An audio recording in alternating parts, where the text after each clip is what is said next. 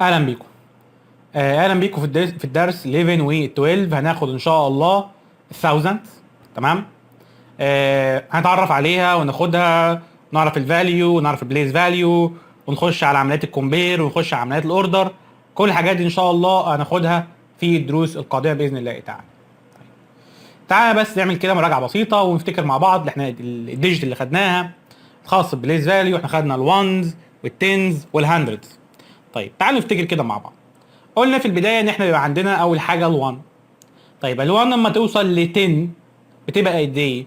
ف 10 من الوانز 10 من الوانز بيكوال 1 10. يعني ال 10 عندنا من الوانز بيروح مديني 1 في التنز. طيب ال 10 عندنا في التنز بيدينا ال1 في ال100، بيدينا 1 في ال100. حلو. طيب وبعد كده بنخش على ال 10 من الهندردز بيديني قد ايه؟ ال 10 في الهندردز بيديني ال 1000. طيب في حاجه مهمه جدا ساعات بتلاقيها في بعض المسائل، انك بتلاقي مثلا مديك كلمه 10 هندردز، كام تنز، كام وانز وهكذا، وبيطلب منك تعمل عمليات كومبير، او ساعات بيطلب منك انك تحولها من فورم الى الثانيه، من صيغه الى الثانيه. طب اعمل ايه في الموضوع ده؟ لازم تركز معايا في نقطه مهمه جدا، انك تبقى عارف ان المكتوب عليها hundreds بتمثل 2 zeros. يعني لو جالي قال لي اعمل لي كومبير، فبتشيل الهندردز بتحط 2 zeros وبتحط النمبر بتاعنا. بالنسبه للتنز حضرتك بتشيلها وبتحط زيرو واحده. يبقى لو اداني حاجه فيها تنز بتشيلها بتحط زيرو واحده. طب لو اداني حاجه مكتوبه كذا الثاوزندز بتمثل 3 زيروز. يبقى 1000 3 زيروز بتشيلها بتحط 3 زيروز. الهندرز بتمثل 2 زيروز. التنز بتمثل زيرو واحده. حضرتك بتبدا تحطهم، وبعد ما تحطهم بتبدا تعمل عمليات الكومبير اللي ما بينهم. طيب عايزين نعرف برضو يا مستر ال 1000 ده جه منين؟ طب ببساطه 999 دي يعتبر اخر نمبر موجود عندنا في مين، او اكبر نمبر موجود عندنا في الهندردز. فجي واحد قال لك طب انا عايز اعرف الرقم اللي بعديه اعمل ايه؟ هنضيف 1.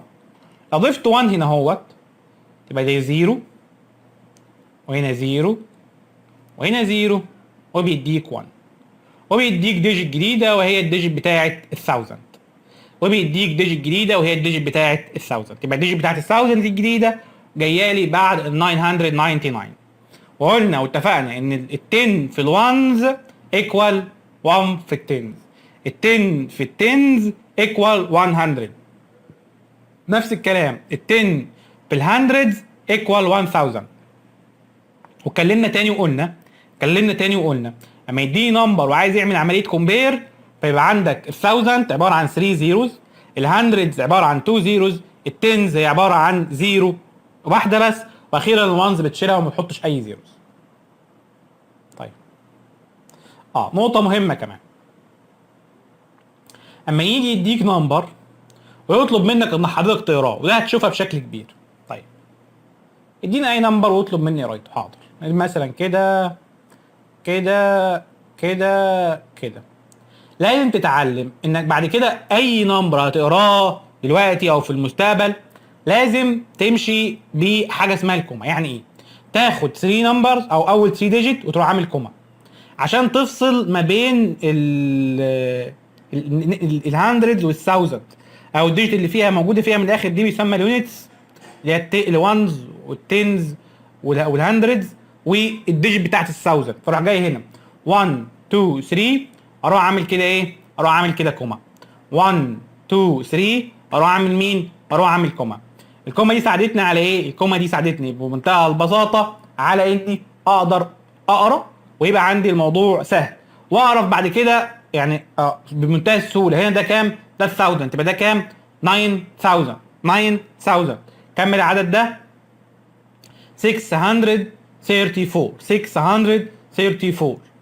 يبقى بمنتهى البساطه بتقرا النمبر ازاي؟ بروح 1 2 3 واروح عامل كوما، اللي موجود هنا اهو موجود في ال1000 بقراه عادي. يعني كل اللي هيبقى موجود هنا هتاخد السي دي دول كلهم هتقراهم عادي جدا كانك بتقرا اي نمبر عادي. اهو ده 9 بس 9 ايه موجود في مين؟ في ال 1000. وبعدين 634.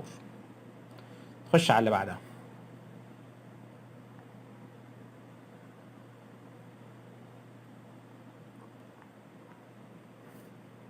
هنا بيقول لك كومبليت. طيب زي ما اتفقنا ال 1000 بكام زيرو؟ ب 3 زيرو. شيل 3 زيروز هنا، المفروض هما 3 زيروز يبقى لنا كام؟ يبقى لنا 3.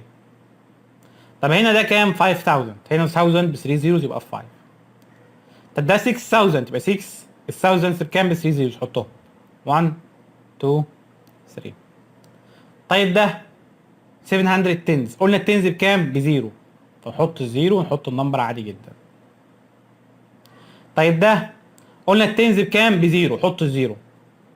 يبقى لنا كام زيرو هنا اهو؟ يبقى لنا 2 ونزل النمبر عادي. اكن زي قلت لك التنز بزيرو اهو، الزيرو اهو. طب ده كام زيرو؟ 3 زيروز، في واحده اهو يبقى 2. طب هنا الوانز ولا زيرو، فحضرتك هتحطها زي ما هي. دي برضو زي ما هي. قلنا الوانز بكام زيرو؟ ولا زيرو. طيب هنا عايز تحول. هنا ال 1000 بكام؟ ب 3 زيروز. حط ادي 1 2 3. ال 1000 هنا بكام؟ ب 3 زيروز. والتنز هنا بكام؟ بزيرو واحده اهو. طب هنا زيرو، محتاجين قد ايه عشان نوصل لدول؟ محتاجين 2 زيروز وننزل 4. اللي تحتها ال 100 بكام؟ ب 2 زيروز. وهنا كام؟ 2 زيروز. يبقى كام؟ يبقى 6. نخش على اللي بعدها. 1000 بكام؟ ب 3 زيروز. ادي 1 2 3. طب ال 100 ب 2 زيروز.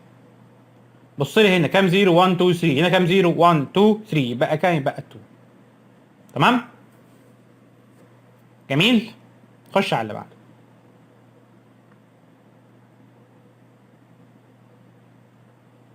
هنا بدأ يكلمني على حاجة مهمة جدا وهي البليس فاليو وهي الفاليو.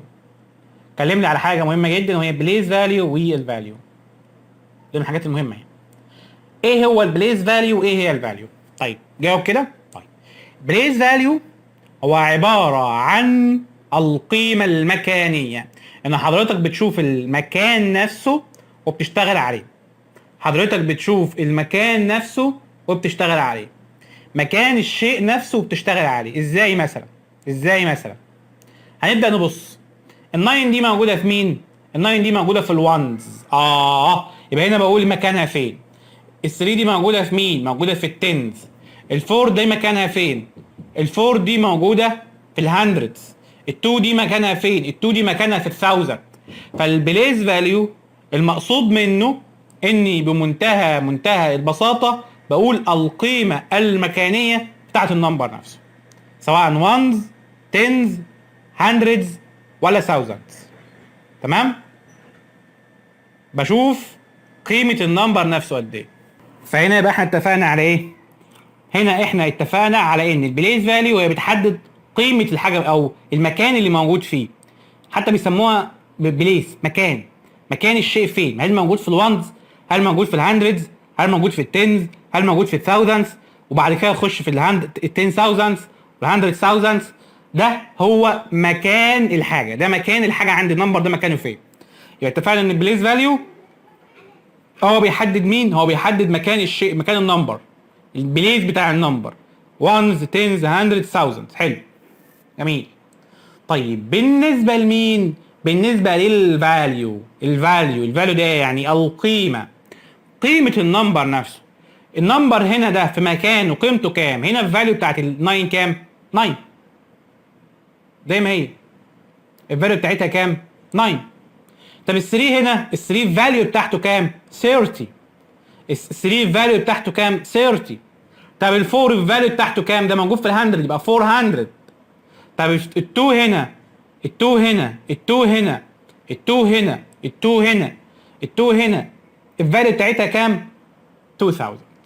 يبقى تعال نتفق بالراحه ان البليس فاليو اما اجيب لك بليس يبقى ده مكان الشيء، وانز تنز هندرد ثاوزند. اما يقول لي فاليو بتاع النمبر ده بيقول لك قيمته بكام. هل قيمته ب 9 مثلا؟ هل قيمته ب 30 هل قيمته 400 هل قيمته ب 2000. تمام؟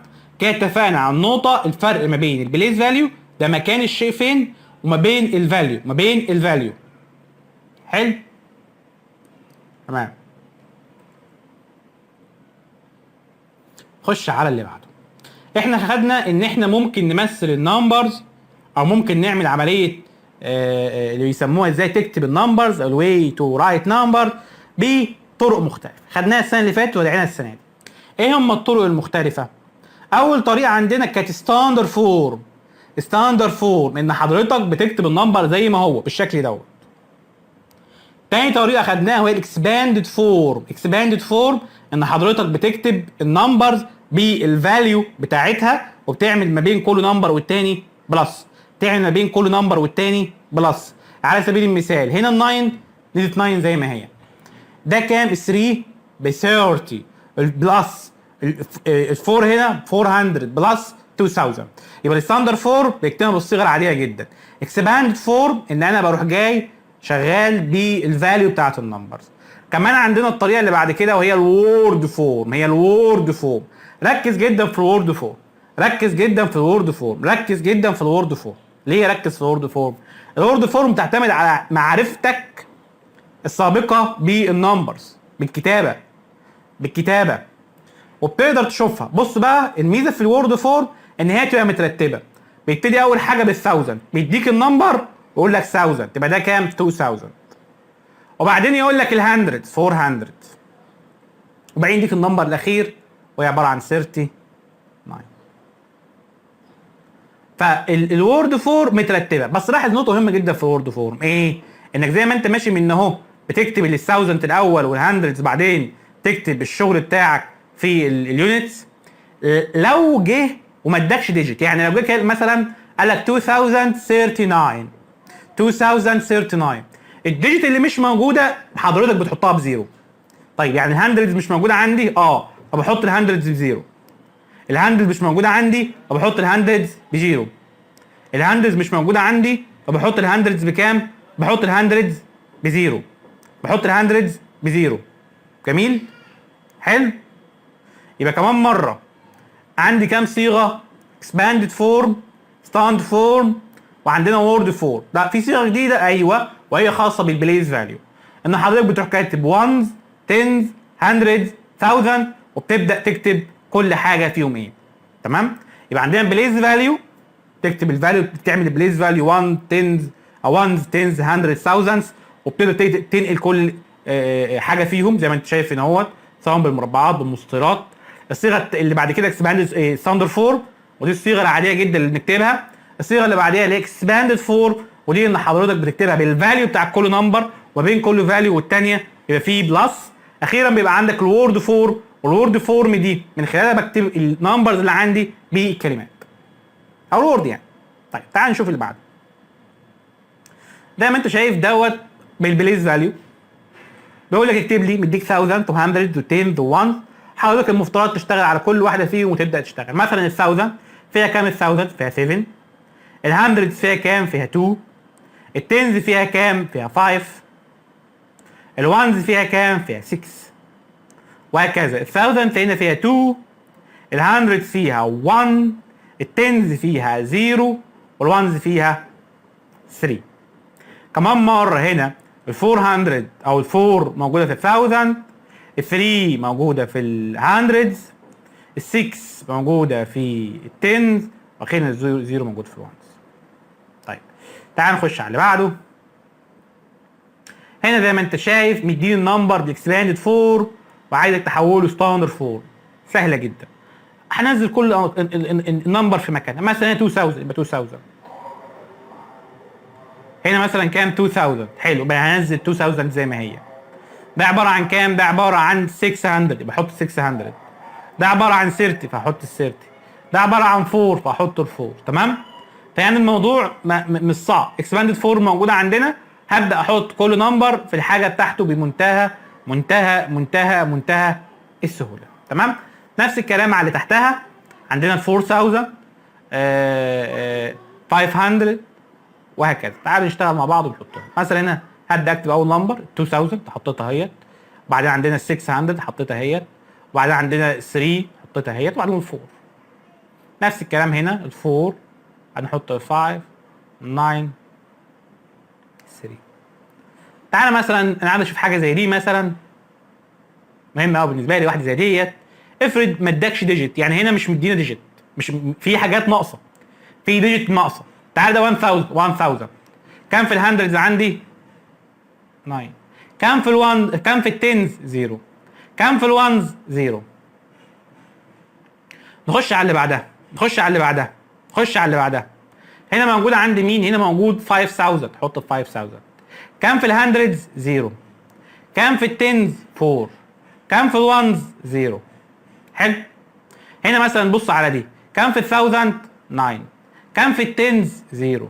كام في الهندردز؟ 0. كام في التنز؟ 0. كام في الونز؟ 5. حلو. طيب تعال نشوف اللي بعده. بيقول لك هنا ايه؟ write in expanded form and standard form. النمبرز اللي مديها لي دي نمبرز باستخدام مين؟ باستخدام البليس فاليو. مفيش اي مشكله. 8000 احط 8000 كان بقى 1 2 3. 400 احطها 400 1 2. 9 في التنز يبقى 90 احط 0. هنا ال1 اروح حاطط ال1. اكتبها يا معلم. 9 4 قصدي ايه كده. تمام بس. طب بص اللي بعدها 2000 يبقى احط 2000 اهو. 100 يبقى 100. 7 تنز يبقى 7 في التنز.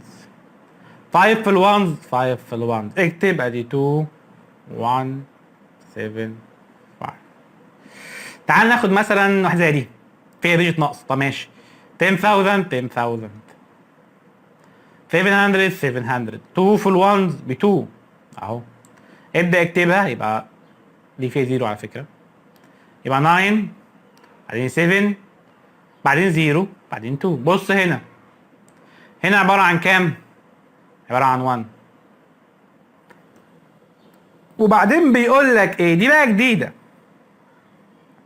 بيقول لك 49000. طب اتفقنا 1000 تعتبر كام؟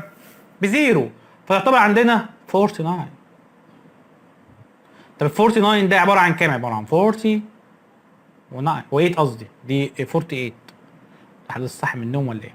طب ال 1000 اهي تمام. في حاجه في الهندردز؟ لا. في حاجه في التنز؟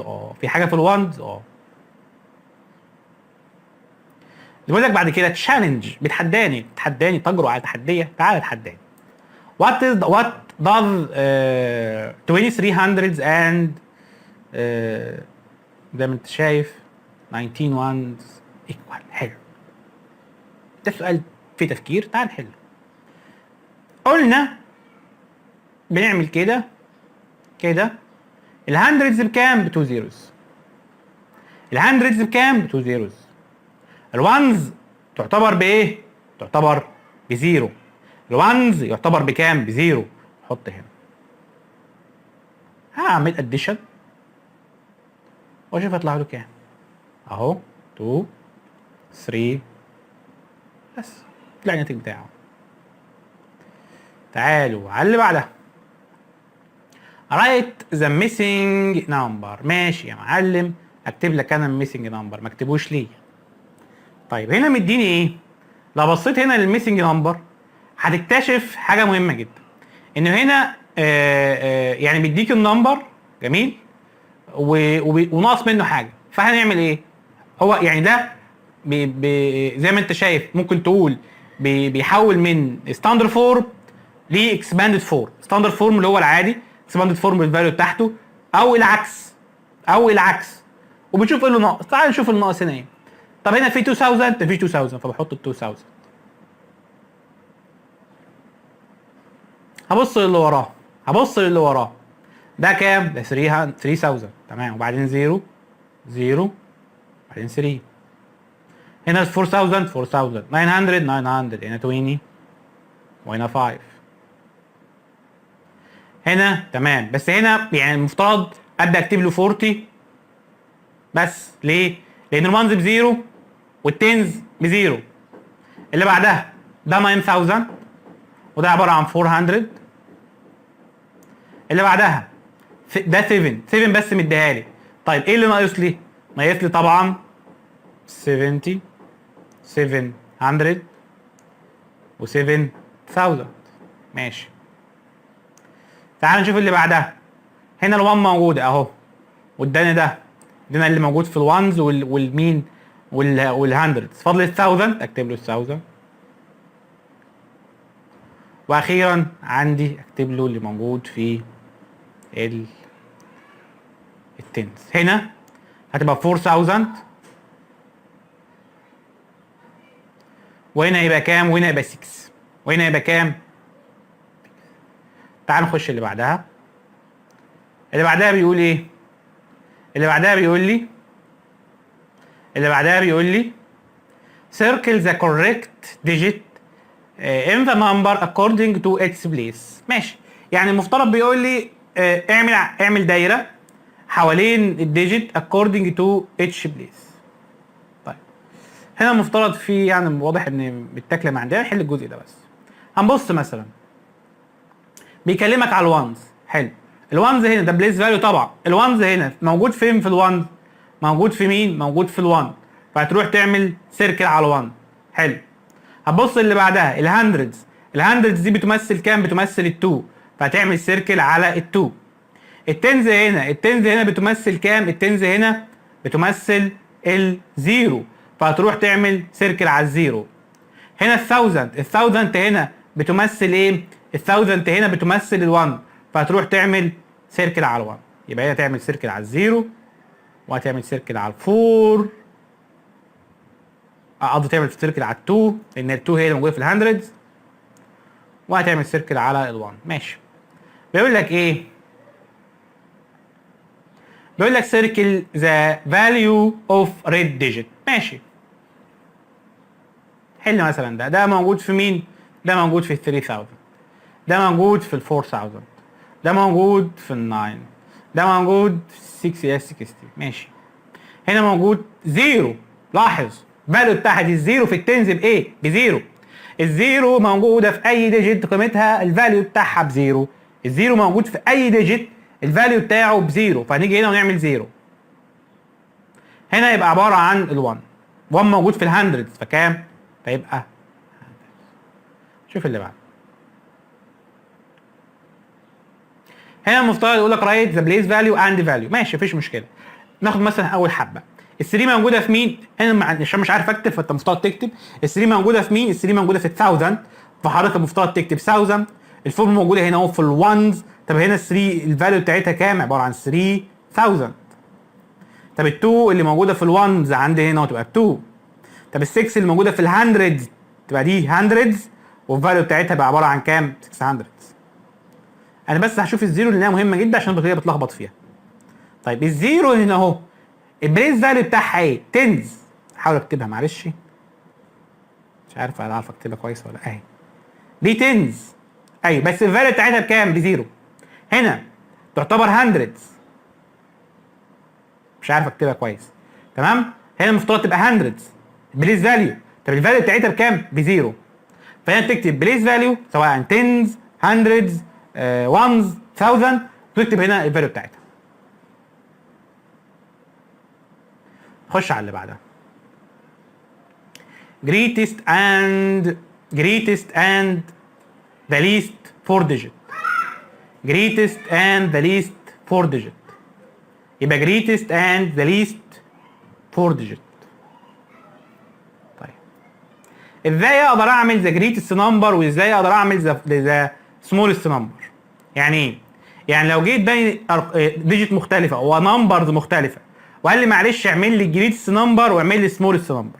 اعمل لي جريتست نمبر واعمل لي سمولست نمبر. دي حاجه زي كده مثلا وقال لي اعمل لي جريتست نمبر واعمل لي سمولست نمبر. اعمل ايه؟ المفترض ارتب بين الديجيت في الجريتست نمبر. المفروض ارتب في الجريتست نمبر امشي في هذا الاتجاه. لان الديجيت الاكبر دايما موجود على الناحيه الشمال. تمام؟ الديجيت الاكبر دايما موجود على الناحيه الشمال. الديجيت الاكبر دايما موجود على الناحيه الشمال. فحضرتك مثلا لو جالك نمبرز زي ده وقال لك اعمل لي جريتست نمبر، فالمفترض اشتغل من نمبرز كبيره من ناحيه الشمال. فهقول 9 بعدين 4 قصدي 5 قصدي بعدين 4 وبعدين 1. من الاخر بتمشي كده من الكبير للصغير، ده جريتست نمبر. سهلتها اهي، امشي من الشمال لليمين من الكبير للصغير. حلو. ده لو قال لك اعمل لي جريتست نمبر. طب سمولست نمبر العكس، امشي من الصغير للكبير اهو 4 او 1 4 5 9. يبقى المفترض لو عايز اعمل جريتست نمبر امشي من الكبير للصغير، عايز اعمل السمولست نمبر امشي من الصغير للكبير. حلو. عايز اعمل الجريتست نمبر فالمفترض امشي من الكبير للصغير، عايز اعمل السمولست نمبر فالمفترض امشي من الصغير للكبير. جميل جميل. في مشكله؟ في مشكله؟ طيب هنا ساعات بتواجهنا حاجه وهنشوفها في اول مساله.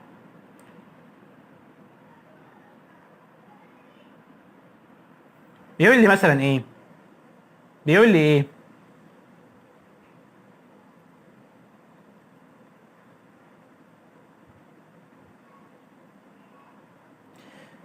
اعمل لي جريتس نمبر، فالمفترض امشي زي ما قلت لكم امشي من الشمال مش من الكبير للصغير. ف 7 6 1 0. حلو. ليست نمبر. واحد بقى يقول لك ايه ده؟ طب ما حطيتش الزيرو ليه؟ المفروض ابدا 0 1 6 7. ليه عندي هنا اهوت موجود؟ ليه عندي هنا الزيرو في التو ديجيت؟ اقول لك ببساطه، الزيرو اهو حتى هو كاتبها لك سبحان الله. الزيرو على الشمال ملوش لازمه. الزيرو على الشمال ملوش لازمه، فلو حطيته لي ما ينفعش. ما ينفعش. فتمشي في كل حاجه من الصغير للكبير في السمولست نمبر، اللهم الا لو في زيرو تحطه تاني ديجيت، تحطه تاني واحد. ليه؟ لان الزيرو عندي على الشمال ملوش لازمه. تعالى مثلا نحل دي. اعمل لي جريس نمبر. حاضر. 7 بعدين 3 بعدين ال 2 وبعدين الزيرو. طب اعمل لي الليست. ابتدي بالزيرو ملوش لازمه، يبقى ابتدي اللي بعد الزيرو وبعدين احط الزيرو. لل2 بعدين الزيرو بعدين ال3 بعدين ال7. طيب نخش على اللي بعده. بيتكلم هنا على عمليه الكومبير. comparing 4 digit number. عشان تعمل عمليه كومبير للنمبر دي حضرتك بتعمل ايه؟ بمنتهى البساطه بروح تشوف اكبر ديجيت، واكبر ديجيت اللي هي موجوده فين؟ على الشمال. اكبر ديجيت اللي موجوده فين؟ على الشمال. يعني تروح للنمبر الموجود على اخر رقم على الشمال اللي هو اكبر ديجيت عندنا، اللي هو موجود عندك هنا في ال1000. طب بعد كده هيبقى في ال10000 وبعد كده هيبقى في ال100000. فتروح للرقم اللي على الشمال وتبدا تشوف. لو اول حاجه تشوف عدد الديجيت. العدد الديجيت يعني ايه؟ يعني لو عندك حاجه موجود مثلا في 2 ديجيت وفي ارقام فيها 3 ديجيت، سي ديجيت اللي هي مثلا فيها الهندردز والتنز والوانز ورقم فيه التنز والوانز بس، فتروح تعد النمبرز اللي عندك. لو لقيت النمبر اللي عندك الديجيت ده هو النمبر اوف ديجيت هنا اهو اكبر، يبقى الرقم ده اكبر، يبقى الرقم ده جريتر، يبقى الرقم ده جريتر، يبقى الرقم ده جريتر، يبقى الرقم ده جريتر كمان مره. يبقى اول حاجه عشان تعمل عمليه كومبير لازم ابص الديجيت. هل النمبر اللي موجود هنا عدد الارقام بالعربي اللي موجود هنا هو عدد الارقام اللي بالعربي هنا؟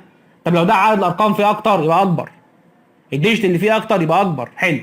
طب بعد كده لقيتهم الاثنين ايكوال. يعني هنا مثلا في كام ديجيت؟ 1 2 3 4.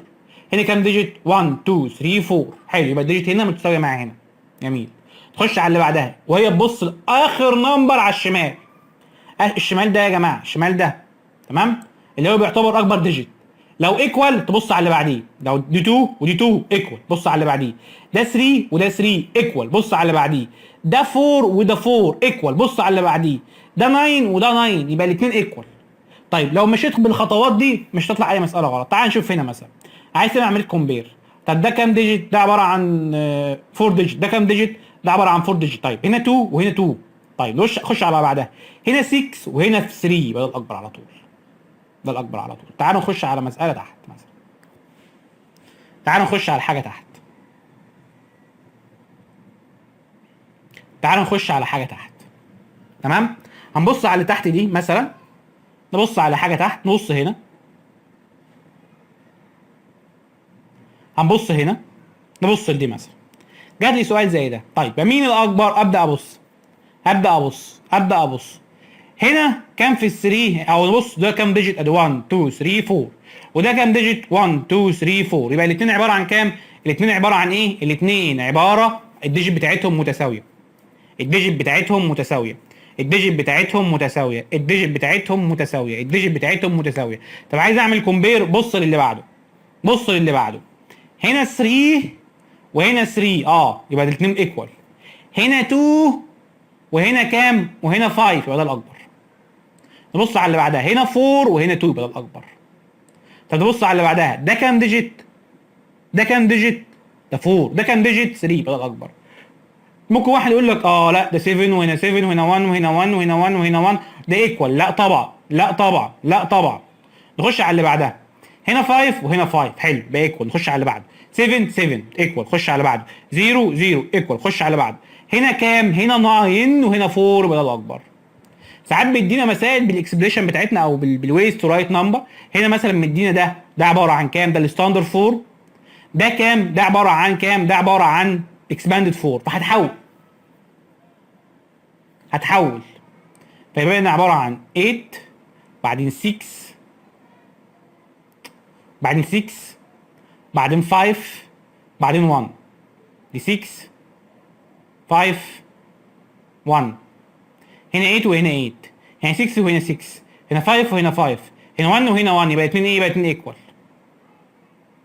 نخش على اللي بعدها، 9000 مديهاني مين هنا؟ مديهاني هنا بايه؟ مديهاني هنا بالكتابه او الوورد فورم. فهتحول. قلنا اول حاجه نبتدي نشوف اللي قبل ال 1000. هنا كام قبل ال 1000؟ 9 فنحط 9. 200 نحط 200. 50. هبص هنا 9 وهنا 9. هنا 2 هنا 2 هنا 0 وهنا 5 يبقى ده الاكبر. نفس الكلام 5000 100. ده مين؟ ده الصيغه اللي عندنا دي الصيغه اللي عندنا وهي بتسمى صيغه ال بليس فاليو. هنا وده 7. هنا هو 5 وهنا 5. هنا 1 وهنا 1. هنا 6 وهنا 6. هنا 7 وهنا 8 يبقى ده الاكبر. في الاوردرنج فور ديجيت نمبرز ascending.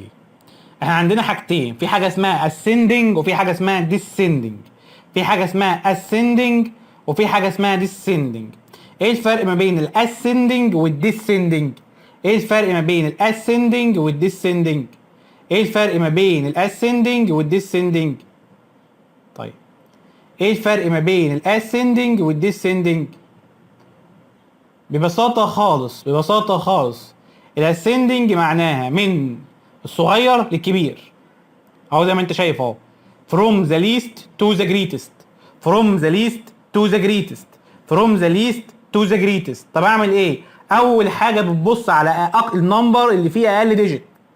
يعني بتبص النمبر، مين النمبر اللي موجود عندي؟ بالمناسبه ممكن كلهم ما يجوش thousands، ممكن يجوا tens، ممكن يجوا في الوانز، ممكن في الهندرeds. فبالتالي انت مش انتش عارف. بالتالي ببص ايه النمبر اللي عندي اقل ديجيت. بعد كده ببدا ابص لو النمبر تساوت في الديجيت، ببص زي ما قلت لك على اكبر ديجيت اللي هو موجود في الشمال وابدا اعمل عمليه كومبير عاديه جدا. تعال نشوف مثلا اول واحد بقول لك هنا ايه؟ write the number in order from the least to the greatest. طيب the least اقل نمبر موجود عندي هو اللي فيه اقل ديجيت اللي هو عباره عن كام؟ اللي هو موجود في ال9 يبقى نمبر 1 اللي هو في 3 ده 1 2 3. طب بعد كده هكتشف ان كلهم فيهم كام؟ كلهم فيهم 4 ديجيت. طيب ابص على اللي بعده، ابص على الديجيت الاكبر. هنا في 7 هنا في 6 هنا في 6 يبقى الاثنين دول متساويين دول اقل. يا ترى مين فيهم؟ هنا في 9 هنا في 9. ابص على اللي بعدها، هنا في 7 هنا في 8 يبقى ده الاصغر، يبقى ده رقم 2 وده رقم 3 واخيرا ده رقم 4. المفروض تكتبهم تحت. خش على اللي بعده. نبص هنا، هنبص هنا. هل اللي موجودين هنا دولت هم اللي فيهم حاجه ديجيت اقل؟ لا كلهم 4 ديجيت. هبدا ابص على اليمين على اللي موجود في الشمال او الاكبر ديجيت. هنا الاكبر ديجيت 5 9 3 4 يبقى ده رقم 1 بعدين رقم 2 بعدين رقم 3 بعدين رقم 4. نفس الكلام مع اللي بعده. طيب هنا بتخش على الديسندنج. بتخش على مين؟ بتخش على الديسندنج. الديسندنج دي يعني هي برضه عشان ممكن حد يجي يقول لك ايه الديسندنج دي احنا ما خدناهاش. لا خدتها. ديسندنج معناها من الجريتست تو ذا سمولست. او تو ذا ليست، من الجريتست تو ذا ليست، من الجريتست تو ذا ليست، من الجريتست تو ذا ليست، يعني من الكبير للصغير. يبقى الديسندنج من الكبير للصغير، اسندنج من الصغير للكبير. حلو. نفس الكلام هتطبقه بس بالعكس، هتبص لاكبر نمبر موجود عندك، وبالتالي اكبر نمبر في اكبر ديجيت، اكبر ديجيت، وبعدين لو الديجيت متساوي ابدا اشوف اللي موجود في الشمال اللي هو اكبر نمبر. يعني مثلا لو جينا هنا اهوت وبصينا، تمام، هنيجي هنا ونبص ايه اللي موجود عندي هنا. هتبص هنا 3، هنا 1، هنا اولا كلهم ديجيت متساويه، كلهم ديجيت متساويه. هنا في 3، هنا في 1، هنا في 1، هنا في 5، يبقى كلهم 4 ديجيت، كلهم 4 ديجيت. هبدا ابص يا ترى ال4 ديجيت دي مين الاكبر فيهم. هنا برتب من جريتست تو ذا سمولست، برتب من جريتست تو ذا سمولست. فهبدا ابص على اللي موجود في اكبر ديجيت، اللي موجود اكتر في اكبر ديجيت اللي هو عباره عن كام، اللي هو موجود ال5، يبقى نمبر 1. وبعد ال5 مين اللي موجود بعده؟ اللي موجود عنده 3، يبقى ده نمبر 2. طب مين اللي موجود بعده؟ هنا في 1 وهنا في 1. تبص على اللي بعده، هنا في 5 وهنا في 0، يبقى ده رقم 3 وده رقم 4. ليه؟ لان برتب من جريد استثمار. بص تحتها، ابص هنا في ديجيت كبير فارق عنهم، دي 3 ديجيت، ده 3 ديجيت، ده 3 ديجيت، يبقى ده اصغر حاجه خالص، ده اصغر حاجه خالص، هبرتب من الكبير. تمام. ابص في ال4 ديجيت، هنا في 9، هنا في 6، هنا في 7، هنا في 9، هنا في 6، هنا في 7. فيا ترى مين الاكبر خالص؟ ال9 اكبر حاجه، فده يبقى نمبر 1.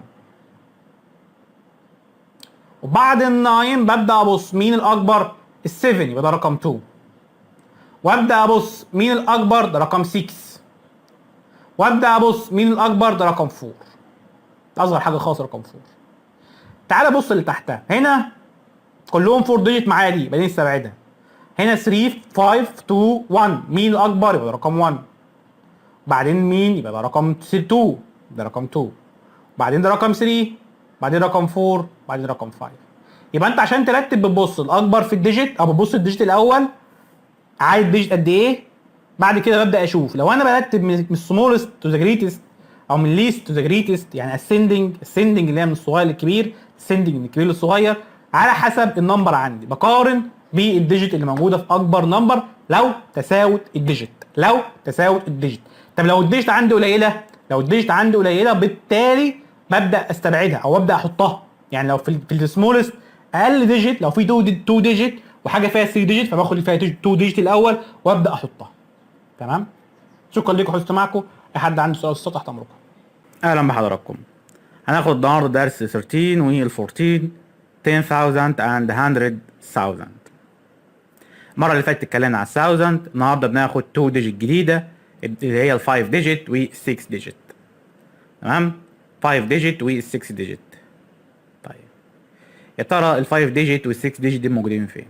لو بصينا نكتشف ان عندنا الوانز، ده التنز، ده الهندردز، وبعدين عندنا الثاوزند ودي ال4 ديجيت.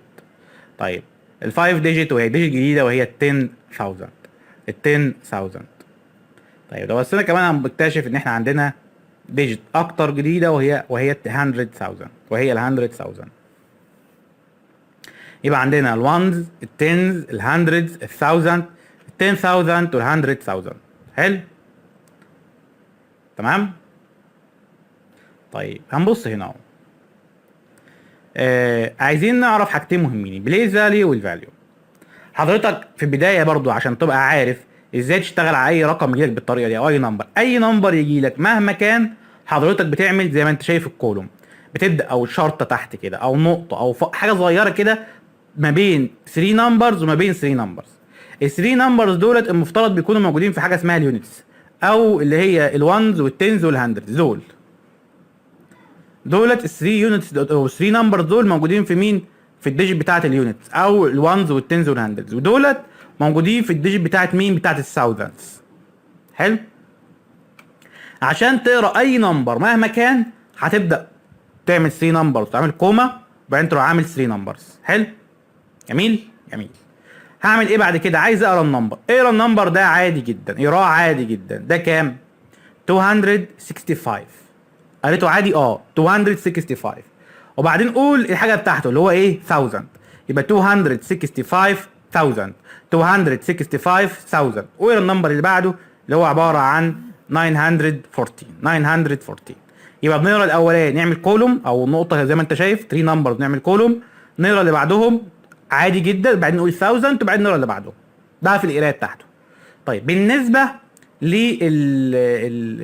تكتبه ازاي وتشتغل عليه. اول حاجه هناخد البليس فاليو. احنا عندنا البليس فاليو كالاتي: اول حاجه الوانز، بعد كده التنز، بعد كده الهندردز، بعد كده الثاوزند، بعد كده التن. تن ايه موجوده في مين؟ في الثاوزند. بعد كده الهندرد. هندرد ايه موجوده في مين؟ في الثاوزند. زي ما قلنا دولت الثاوزند، 10000 و100000. حلو حلو. ده مين؟ ده البليس فاليو. طب الفاليو بتاعته في طريقتين ممكن تشتغل بيهم. الطريقه الاولانيه ان ممكن تنزل النمبر زي ما هو النمبر وتحط اللي قبليه بزيرو، يعني هنا 4 لو حطيت هنا بزيرو يطلع لك 10. لو حطيت هنا ال8 وتحط 2 زيروز اللي قبليه كله تحطه اللي قبليه كله تحطه بزيروز يطلع لك 900. نزل ال5 واللي قبليه كله حطه بزيرو يبقى 5000. نزل ال6 وقبلها كله حطه بزيرو، نزل ال2 قبلها كله حطه بزيرو. ده عشان اعرف مين؟ ده عشان اعرف الفاليو. او اقول كالاتي: هنا ال4 موجوده في مين؟ في الوانز تبقى ب 4. هنا ال1 موجوده في مين؟ في التنز فتبقى ب 10. هنا ال8 او ال8 موجوده في مين؟ في الهندردز فتبقى بكام؟ ب 800. طيب ال5 هنا موجوده في مين؟ في ال1000 فتبقى بكام؟ قلنا ال1000 بكام؟ اتفقنا ان ال1000 ب 3 زيروز. ال1000 ب 3 زيروز، حط 3 زيروز. طب ده موجوده في مين؟ الديجيت بتاعتها 10000. ال 10000 معناها 0 10 0 وال1000 3 زيروز اهو. ال 10 0 وال1000 3 زيروز. ده اقول عليها مين؟ ده اقول عليها ال 100000. فال 100000 100 معناها 2 زيروز وال1000 معناها 3 زيروز اهو. 100 2 زيروز وال1000 3 زيروز. فحضرتك بتختار حاجه من الاثنين عشان تعرف الفاليو. تحط النمبر وتحط اللي قبليه كله بزيروز، دي طريقه. الطريقه الثانيه تشوف البليس فاليو بتاعته بكام. لو كان هنا بال1000 تحط قبليه 3 زيروز. لو كان هنا بال10000 فتحط قبليه 10 بزيرو 1000 ب 3 زيروز. طيب لو كان عندنا بال 200 بال 100000 بحط ال 100 2 زيروز وال 1000 3 زيروز. فهو بالشكل ده. طيب ده عندنا مين؟ ده عندنا ده البليس فاليو وده الفاليو بتاعه.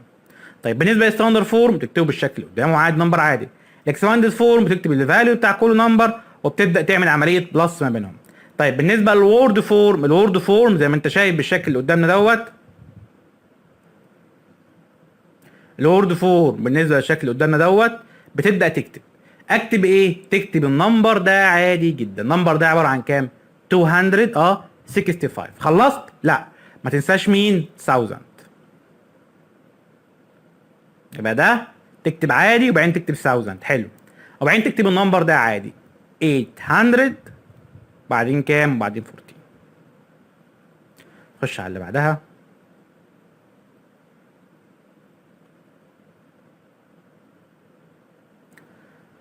طيب نخش على اللي بعدها.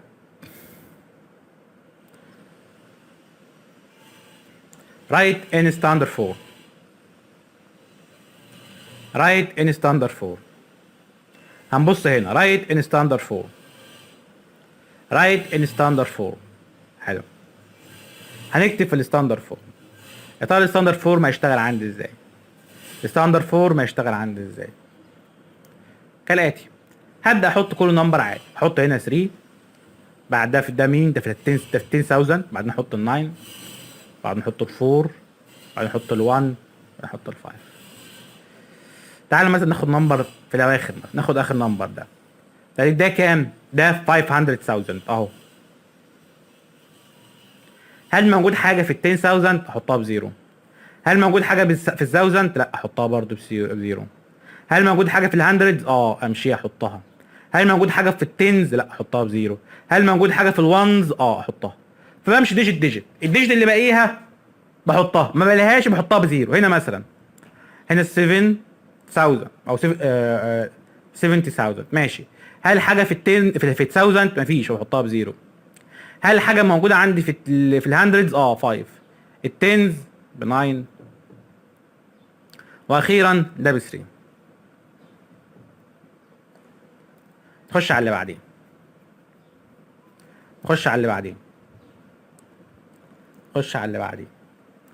نبص هنا هل في حاجه عندنا في ال 100000 موجوده حاجه عندي في 100000 احطها. هل حاجه موجوده عندي في ال 10000 مفيش احطها بزيرو. هل في حاجه موجوده عندي في الثاوزند؟ ال2 احطها. هل في حاجه موجوده عندي في الهندردز؟ احطها. هل في حاجه موجوده عندي في التنز؟ احطها. حاجه موجوده عندي في الوانز؟ احطها. فبمشي ديجيت ديجيت من اول ل 100000 بعدين 10000 وبعدين 1000 وهكذا. نبص اللي فوقيها. موجوده عندي في ال 100000 ال 10000 موجوده عندي في ال1000 حاجه؟ لا، احطها بزيرو. موجود عندي النمبر ده في ال100 وفي التنز وفي الوانز، احطه زي ما هو. تعال نخش على اللي بعده. مديهاني هنا مين عايز يشتغل لي في الاكسباندد فورم، بحطه على رأي الطلبه اللي عندي واحط الباقي كله زيروز اهو اهو اهو اهو. بعدين 5 احط اللي قبليه كله بزيروز. بعدين 6 احط اللي قبليه بزيروز. بعدين 8 احط اللي قبليه بزيرو. بعدين 3 وهكذا في الباقي. تعال نشوف اللي بعده.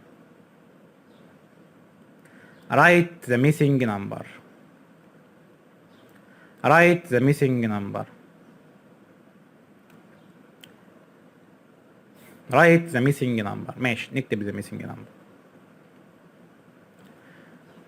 هنا عبارة عن كام؟ هنا عبارة عن 9 موجودة، 9 نحط قبلها كله بزيروز اهو.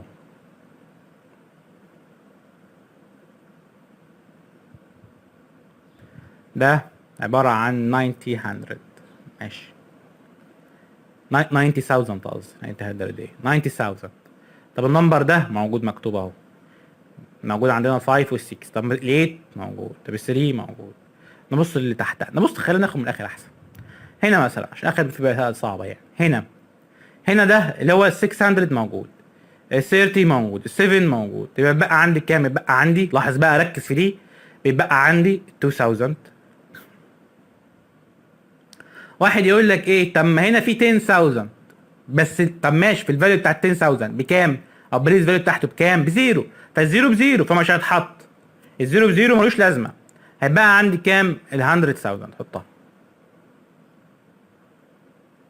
1 2 3. نبص اللي فوقيها. ماشي، عندي ال1 اهو. عندي دي اللي هي 340 موجوده. هنا بص ال 1000 بزيرو فهسيبه زيرو زي ما هو. هنا ال 7 او 70,000 اهو موجود اهو. يبقى عندي مين؟ 600,000 احطها.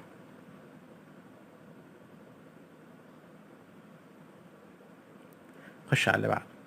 دي من اهم الحاجات اللي بتلخبط فيها الناس. من اهم الحاجات اللي بتلخبط فيها الناس. حلو.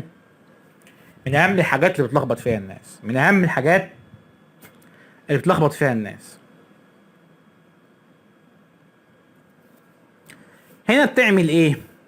ركز بقى. بتبص للي قبل ال1000. بتبص للي قبل ال1000 وبتحطه وتبص للديجيت اللي مش مذكور وبتحطه بزيرو. هنا مثلا عباره عن كام؟ 31 فحط ال 31,000. حلو. واروح عامل الكومه بتاعت الصغنونه دي كده. انا خلصت ال 1000. اخش عندك 500 احط 500. بعد كده 74 يبقى احط ال 70 واحط ال 4. نخش اللي بعدها. 278,000 يبقى ده ال 1000. ابدا اشتغل على اللي قبليه او كله على اللي قبليه. 200 يبقى 200. 78 يبقى 78,000. اعمل الكومه تحت خلصتها. 600 يبقى 600. 21 اعمل ال 21. خش على اللي تحتها. 600 600. 90 عملنا 90,000 ماشي. واعمل الكومه بتاعتي. 305 ادي 300. قال لي كام؟ 5. هل ذكر لي التنز؟ ما ذكرش التنز. احطها بزيرو وبعدين احط ال5. تمام. خش على اللي بعده. 14,000 ادي 14,000 اعمل الكومه. 800 يبقى 800. 40 ادي ال 40. تعال نشوف اللي تحتها. 308 300 اهي. هل موجود عندي حاجه في التنز؟ لا، احطها بزيرو. 8 موجوده ال 8 عندنا، يبقى احط ال 8. لاحظ ان الديجيت التي لا تذكر بتحط بزيرو. نعمل الكولوم بعد كده كام؟ 10. هل 100 فيها حاجه؟ لا، احطها بزيرو. بعدين 10. خش على اللي بعده. circle the correct digit in the number according to its place. يعني حتى هتوصل او تعمل سيركل على النمبر بالنسبه للبليس فاليو بتاعته. ماشي. 10000 ده موجود في ال 10000. 100000 ده موجود في ال 100000. ال 1000 اهي. الونز اهي. ال 100000 اهي. ال 100 اهي. التنز اهي. ال 10000 اهي.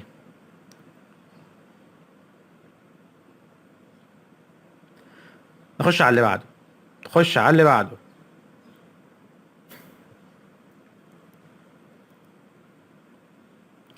circle the value of the red digit. يعني هنا بيديك الديجيت، فانا مثلا اعمل ايه؟ قدامك خيارين، تحط النمبر وتحط قدامه زيرو، او تشوف النمبر ده موجود فين. لو كان 1000 تحط 3 زيروز، ال 10 ال 100 ب 2 زيروز، ال 10 بزيرو واحده، حطيتهم مع بعض عوض عنهم بزيروز. هنا مثلا الديجيت بتاعتي هنا كام؟ 1000، تحط 3 زيروز اهي. طب هنا 10000، 10 بزيرو وال 1000 ب 3 زيروز، يبقى كام زيرو قدامها؟ 4 زيروز، او اشيلها واحط اللي قدامها كله بزيروز اهي. خش على اللي تحتها. اتكلم على ال5 هنا بكام؟ 50. هنا ال2 200. هنا ال9 حط اللي قبليه كله بزيرو اهو. هنا ال5 اهي 100000 اهي. كمل الباقي. خش في اللي بعديه. اللي بعديه بيقول ايه؟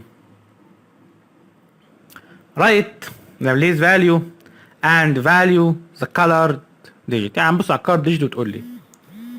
طيب هناخد بعض الامثله عشان يعني مش هنحل كله طبعا. تعال ناخد هنا ده البليس فاليو ده موجود فين؟ ده موجود في ال 10000، فاكتب 10000 والفاليو بتاعته هتحطه زي 6 وتحط الباقي كله قبليه بزيروز اهو اهو اهو اهو ان شاء الله. يعني هنا ال7 ده موجود فين؟ في ال 100000، حطه وتحط اللي قبليه كله بزيروز. ده موجود بليس فاليو 100000، تحط قبل ال 100 وادي ال 1000. الباقي نفس الطريقه. تمام. ناخد كمان واحده، ناخد اخر واحده خالص. اخر واحده هنا مثلا ناخد دي مثلا. هنا دي عشان خاطر الزيرو دي مهمه. البليس فاليو موجود فين؟ في ال 100. الفاليو بتاعته موجود فين؟ بزيرو. قلنا الزيرو الفاليو بتاعته على طول بزيرو. حلو. ناخد دي كمان عشان فيها زيرو. هنا ده موجود فين؟ ده موجود في ال 1000. البليس فاليو بتاعته 1000 لكن الفاليو بتاعه بزيرو. تمام. خش على اللي بعده. زي ما قلنا لو ده نمبر وقال لنا اعمل جريتس نمبر، لو عمل لي جريتس نمبر فبنحط النمبر من الشمال لليمين، من الكبير للصغير. نبتدي مثلا هنا عاوز جريتس نمبر، يبقى اول حاجه اشوف اول حاجه عندي ايه؟ ال 8 بعدين ال 7 بعدين ال 6 بعدين ال 3 بعدين ال 2. سمولست نمبر اصغر نمبر ال 2 بعدين ال 3 وبعدين ال 6 بعدين ال 7 وبعدين ال 8. عاوز اخد نمبر فيه زيرو. تعال ناخد اخر نمبر ده مثلا. ده اعمل جريتس نمبر، نعمل لك جريتس نمبر. يبقى اول حاجه هاخد مين؟ ال 9 وبعدين ال 7 بعدين ال 5 بعدين ال 3 بعدين ال 1 بعدين ال 0. ده الجريتس. الليست ابتدي بالزيرو؟ لا، ما تبتديش بالزيرو، ابتدي حاجه بال1 بعدين الزيرو بعدين ال 3 بعدين ال 5 7 ال 9. حلو. خش على اللي بعده.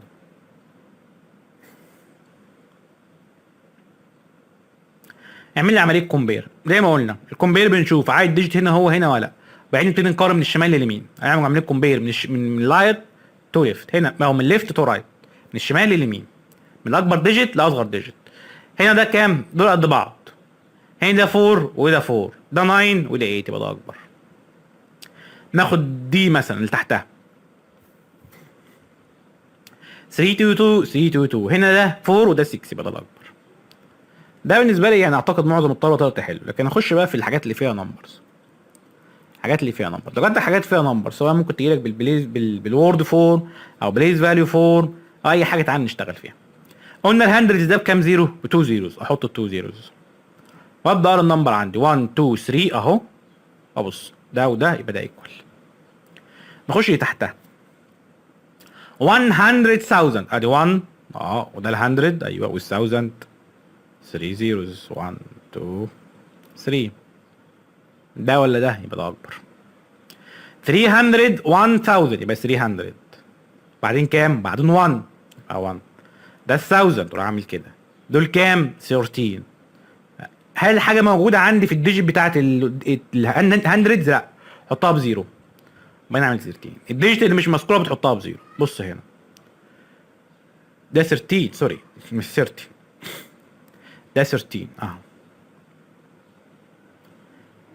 تبص هنا ونبص هنا لا ده ايكوال فعلا 301 ماشي. تبص هنا ده اداها لي مين؟ ده اداها لي بالبليس بقى، ده اداها لي بالاكسباندد 4. طب ده 200 وده 2 7 وال7 5 وال5 هنا 6 بس دي مفترض تبقى كام؟ 600 او حولها للفورم بتاع الستاندر 4 هيطلع لك دي 6 انما دي 600 فدي الاكبر. نشوف كده ده كام؟ 100 حط الله اكبر حط 2 زيروز. حط 2 زيرو. ده 1000 حط 3 زيروز. اقرا النمبر بقى كده حاضر 1 2 3 اهو. ويبقى كده ده هو عباره عن 750,000. تعالى ده 1 2 3 وتروح عامل كده اهو 1 2 3. بص للنمبر اللي قدامك ده عباره عن كام؟ 700 وبعدين كام؟ 50,000. يبقى ده ايكوال ده. ازاي يا مستر؟ زي الناس اعتبر ان الكومه دي مش موجوده اصلا. حط هنا 2 زيروز تمام. حط هنا 2 زيروز بتاعت ال100. حط هنا 3 زيروز 1 2 3 كوما 1 2 3 كوما 7 7 5 5 0 0. طب بعد ده خلصنا كده الاولانيه نخش في اللي بعدها. ادي 0 ادي 0 ادي 0 ادي 0 ادي 0 ادي 0. عد عدد ديجيت عشان نتاكد 1 2 3 4 5 6 1 2 3 4 5 6 يبقى 2 ايكوال. خش على اللي بعدها. اللي بعدها بيتكلم على عمليات الارينج الترتيب. قلنا عندنا نوعين من الترتيب، حاجه بتسمى ascending order وحاجه اسمها descending order. ده اتكلمنا عنها المره اللي فاتت. هنا بيتكلم من ذا ليست تو جريتست او العكس، من ليست جريتست او بتبحث عن اقل نمبر موجود في الديجيت. فين ده؟ يبقى ده رقم 1 ده فيه 4 ديجيت. بعد كده نبص في حاجه في 4 ديجيت مفيش. نبص هنا وهنا ده 5 ديجيت ده 5 ديجيت نقارن مع بعضهم. بس ده يبقى ده الاصغر وبعدين ده واخيرا ده. نفس الستايل على الباقي. خش على اللي بعده.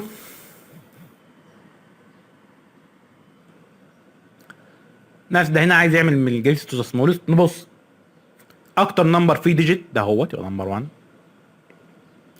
بعدين ده وده متساويين في الديجيت. نبص ده 2 ده 2 ده 3 وده 1 يبقى ده 2 بعدين 3 بعدين 4.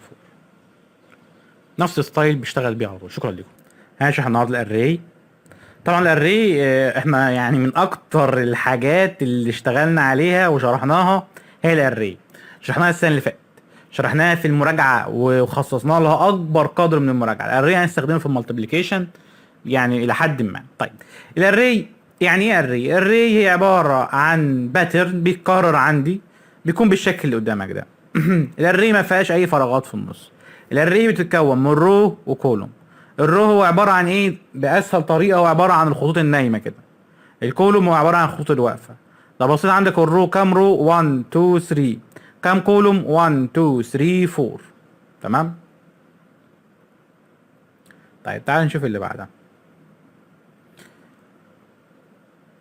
انا عايزك تعمل look at each array match array to its way to count. تعال نشوف مع بعض. هنا بيقول لك 2 رو في 2 رو دي 2 رو كام كولوم؟ 3 اهو.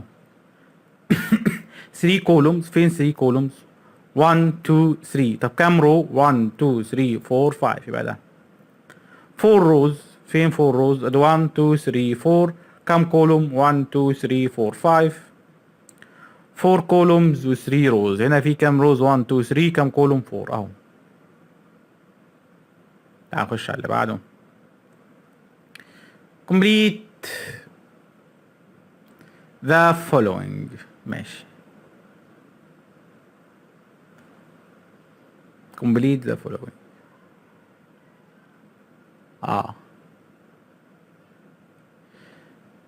طيب هنا بيقول لك ايه؟ بيقول لك هنا كام رو عندي؟ هنا 1 2 3 4. 4 روز. اوف كل واحدة مكونة من كام؟ 1 2 3 4. هنا كام رو عندي؟ هنا عبارة عن كام رو؟ 1 2. كام واحدة موجودة؟ 1 2 3 4 5 6 7. كام رو؟ 1 2 3 4 5 6. كام واحدة؟ 1 2 3. كام كولوم عندي؟ كام كولوم؟ هو عبارة عن 1 كولوم، وكل كولوم فيه قد ايه؟ 1 2 3 4 5. كام كولوم موجود عندي؟ عبارة عن 1 2 3 4 5. وكل كولوم فيه قد ايه؟ لا، كل كولوم فيه 1 2 3. كام كولوم عندي؟ 1 2 3 4. كل كولوم فيه قد ايه؟ 1 2 3 4. بيقول لك كريت اري. اعمل اري. ماشي. كام رو؟ 2 رو. وكل رو فيه قد ايه؟ كل رو فيه 3.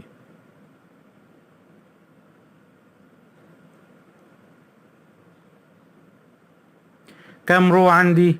1 2 3 4. كل واحد فيه قد ايه؟ فيه 2. نخش على اللي تحتها. عندي هنا، خلينا ناخد دي مثلا. كام كولوم؟ 3 كولومز. ادي 1 2 3.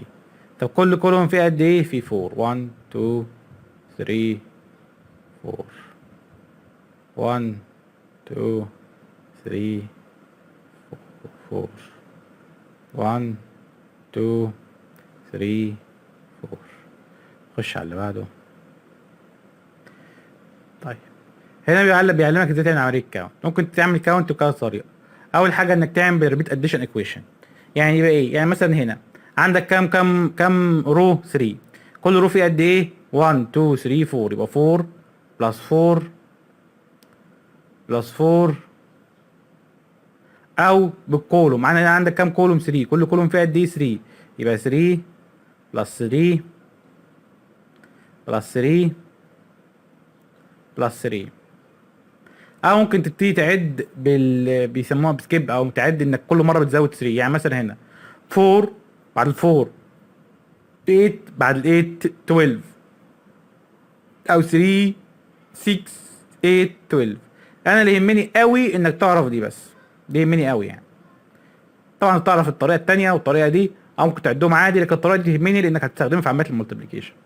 هنا مثلا بقول لك اعمل لي التوتال، فحضرتك ممكن تعد او ممكن تشتغل 1 2 لكل واحده مثلا 3 بلس 3 بلس 3 بلس 3. هنا كام؟ 1 2 3 4 5. فيبقى 5 بلس 5 يديك 10. هنا 1 2 3 4 5 6 7. يبقى 7 بلس 7. طب هنا 1 2 3 4 5 6. يبقى 6 بلس 6 بلس 6. خش على اللي بعدها. هنا بقى نفس الكلام اللي انا قلته، وده اللي تهمني اكتر. هي الطريقه اللي فيها الريبيت اديشن ايكويشن، فيها التكرار. فيها الريبيت اديشن ايكويشن، فيها التكرار. طيب هنا بقول لك حل بالطريقتين، اللي هي ريبيت اديشن ايكويشن وسكيب كاونتنج. طيب تعال نحل مثلا اول واحده. او مثلا تعال نشوف هنا ريبيت اديشن ايكويشن. تعال ناخدها بالرو. 1 2 3 4. يبقى 4 بلس 4 بلس 4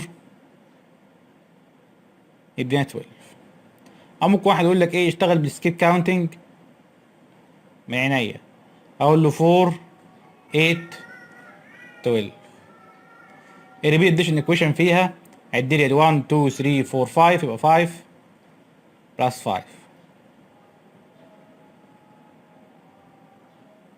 يدينا 10. بقى استخدم هنا الرو.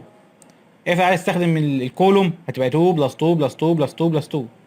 السكيب كاونتنج يبقى 5 وبعدين 10 وهكذا في اللي بعديها. خش على اللي هنا. لوك at each array complete. حاضر. هنا عندي كام رو؟ هنا 2. كل رو فيه كام؟ عدة 1 2 3 4 5. ان توتال هيطلع لك 10. هنا عندك كام كولوم؟ عدة 1 2 3 4 5 6 7. each كولوم فيه قد ايه؟ فيه 1 فيطلع لك 7. خش على اللي بعدها. عندك هنا كام رو؟ عدة 1 2 3 4 5. اتش رو في كام؟ في 3. يبقى عبارة عن كام؟ عبارة عن 15. هنا كام كولوم عندك؟ ادي 1 2 3 4. طب كل كولوم فيه قد ايه؟ في 3. يطلع لك هنا عبارة عن 12. خش على اللي بعده. هنا كام دولفين في الرو؟ كام رو عندي؟ 3. طب كل رو فيه قد ايه؟ 1 2 3 4 5. يبقى يطلع لي كام؟ يطلع لي 12. كام هنا في كام كولوم؟ عدة دي 1 2 3 4 5 6. طب كل كولوم فيه قد ايه؟ 1 2 3. ادينا قد ايه؟ ادينا. تمام؟ بس ده اللي موجود في الرو. يهمني قوي انك تعرف تستخدم الريبيت اديشن ايكويشن. يعني مثلا هي تبقى 4 بلس 4 بلس 4 بالطريقه دي، وتستخدمها بالكولوم هتبقى 3 بلس 3 بلس 3. ازاي تعرف الرو متكرره كم مره؟ لان الريبيتد دي او عمليه الريبيتد عمليات الريبيتد اديشن هي عمليات المالتيبليكيشن. يعني عمليه المالتيبليكيشن او عمليه الضرب هي عمليه عباره عن تكرار لعمليه الجمع، حاجه بتتكرر اكتر من مره بس. فهو الاري هنستخدمها. بالمناسبه ما يجي حد يقول لك ان الاري دي موجوده عشان عمليه المالتيبليكيشن، ده غلط. يعني الاري مش موجوده عشان عمليه الضرب، ولكن النيم اوف اري او العدد في الاري او شكل الاري بيساعدنا على عمليات المالتيبليكيشن. فرق. الاري مش موجوده عشان عمليات المالتيبليكيشن، ولكن شكل الاري العناصر اللي موجوده شكل داخل الاري بتساعدني الى حد ما في عمليات المالتيبليكيشن. دي نقطه مهمه جدا. شكرا لكم حسن استماعكم. حد عنده سؤال؟ السطح ليسون 17 وليسون 18 مالتيبليكيشن. يعني ايه مالتيبليكيشن؟ تعالوا نتعرف يعني ايه مالتيبليكيشن، لان ده يختصر لنا بشكل كبير جدا. طيب لو انت رايح مثلا راكب في عربيه عربيات الميكروباص طبعا يعني زينا يعني. طيب عربيه الميكروباص دي فيها كام يا معلم؟ احنا بنلم الاجره، عارفين بنلم الاجره من 9. طيب افرض الاجره 3 جنيه، اجره 3 جنيه. تمام؟ اجره 3 جنيه مثلا، اجره 3 جنيه. فهنا 3 او هنا 3 وهنا 3 وهنا 3 وهنا 3 وهنا 3 وهنا 3 وهنا 3 وهنا 3. جه من حظك الابيض السواق قال لك لم الاجره، وانت بتلم الاجره وكله عمال يديك 3 3 3 3. حلو حلو. يا ترى معايا قد ايه؟ لو واحد عارف العمليات الاديشن عمليات الجمع هيقول لك 3 بلس 3 بلس 3 بلس 3 بلس 3 بلس 3 بلس 3 بلس 3 بلس. يقعد بقى هيتلخبط، مش هيعرف يشتغل، مش هيعرف. طب واحد عارف عمليات المالتيبليكيشن هيقول لك ايه العدد اللي بيتكرر هنا؟ بيتكرر ال3. اتكرر كام مره؟ كرر 9. يبقى تايمز 9. يبقى اقول 3 تايمز 9. 3 تايمز 9. في ناس بتقول 3 باي 9. ماشي صح. تمام؟ يا اما 3 تايمز 9 يا اما 3 باي 9. حلو. يبقى هنا ايه؟ يبقى هنا عرفت ان انا اقدر احول عمليات الاديشن المكرره لعمليات مالتيبليكيشن. اقدر احول عمليات الاديشن المتكرره لعمليات المالتيبليكيشن. هل دي بس؟ لا، كتير. انت مثلا لو واحد انا بتاع شيبسي، مصنع شيبسي، وكل كرتونه بيطلع فيها مثلا وليكن 12، وطلعت 100 كرتونه، طلعت 1000 كرتونه، طلعت 500 كرتونه، هعرف طلعت كام كيس ازاي. لو انا راجل بقى شغال بجو ان انا اقعد اعرف عمليات الاديشن. شوف بقى، هجمع ال 12 دي 500 مره. طب لو واحد راجل عارف عمليات المالتيبليكيشن هيضرب ال 12 في 500 او هيضرب. تمام. فبنقدر نقول ببساطه عمليات المالتيبليكيشن بقدر هي عباره عن عمليه ريبيتد لعمليات الاديشن. ريبيتد لعمليات الاديشن، تكرار لعمليه الجمع، تكرار لعمليه الجمع زي ما شفنا هنا.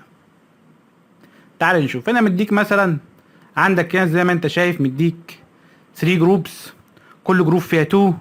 عايز يعرف هنا ايه البتاعه دي قد ايه. بقول لك تشتغل 2 4 6 تقعد تشتغل. تمام. هنا بيبدا يعرفك شويه على عمليات المالتيبليكيشن. تعال نشوف 4 جروبس كل واحده فيها 2. فين 4 جروبس؟ تعال نشوف فين 4 جروبس. 1 2 3 4 كل واحده فيها 2 يبقى دي. 3 جروبس كل واحده فيها 5. فين 3 جروبس؟ ادي 1 2 3 4 ادي 1 2 3. طب كل واحده فيها كام؟ 5. 1 2 3 4 5. 5 equal groups of 3. المفروض عندنا 5 جروبس 1 2 3 4 5. كل واحده فيها كام؟ فيها 3 يبقى دي. 2 جروبس اللي هي ديت كل واحده فيها 4 يبقى دي. خش على اللي بعده. طيب عايز اقول لك هنا كام جروب؟ ادي 1 2 3. طب عندك في كل جروب قد ايه؟ عندي 2. ان توتال قد ايه؟ 6. عندك هنا كام جروب؟ 3. كل جروب فيه قد ايه؟ فيه 3. ما 3 فلاورز 1 2 3 يبقى عباره عن 9. عندك كام جروب؟ 1 2 3. كل جروب فيه كام؟ 1 1 2 3 برضه بيطلع لي 9. خش على اللي تحتها. عندك كام بنانا؟ عدة 1 2 3 4 5. 5 بس عندك كام جروب؟ 3 يبقى 3 5 يطلع لي 50.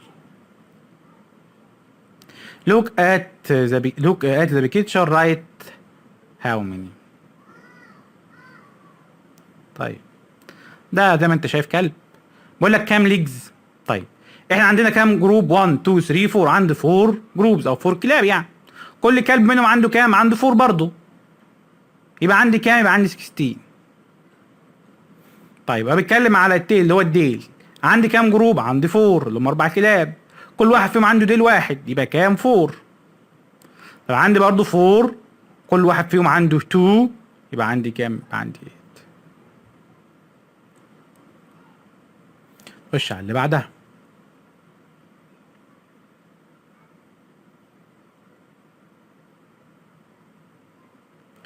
multiplication at repeated addition. هنا نفس الكلام اللي انا قلته.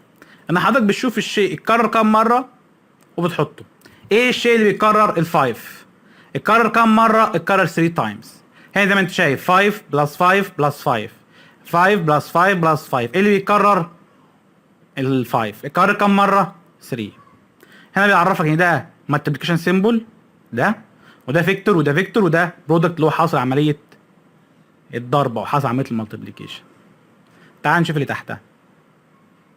هنا عندنا 4 جروبس 1 2 3 4 كل واحده فيها 3 او 3 بلس 3 بلس 3 بلس 3 او 4 تايمز 4 دي اللي هي اتكررت كام مره؟ 1 2 3 اتكررت كام مره؟ ايه الشيء اللي بيتكرر؟ ال 3 هيطلع لك برضو 12.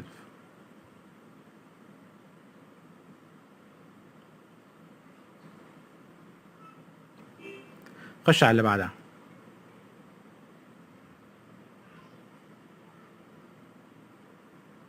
بص هنا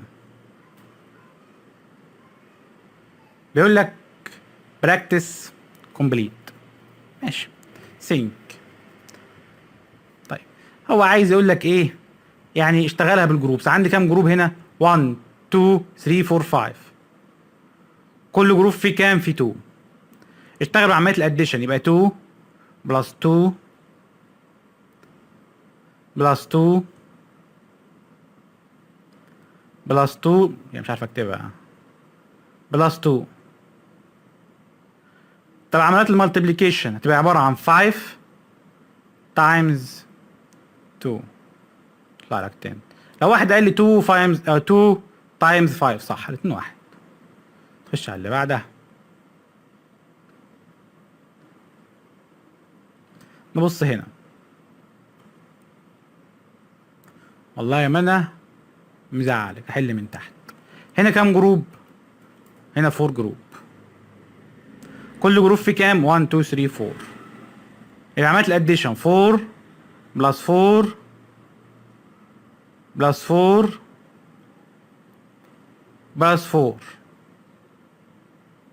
عملية المالتيبليكيشن هتبقى عبارة ايه الشيء اللي بيتكرر؟ الفور. اتكرر كام مرة؟ تايمز 4 يطلع لي 16. في مش عارف في. شوف اللي فوقيها. هنا ده كام؟ ده كام جروب؟ 3 جروبس. كل جروب فيه كام؟ 1 2 3 4 5. طب عملية المالتيبليكيشن هيبقى 5 بلس 5